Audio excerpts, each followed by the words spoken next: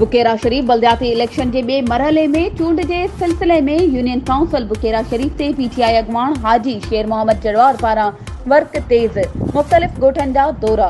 खबर मूजिब बल्दियाती इलेक्शन के बे मरहले में इलेक्शन वेझो ईंदे ही मुख्तलिफ पार्टियुनि ऐं आज़ाद उम्मीदवारनि पारा वर्क तेज करे छड़ी आहे।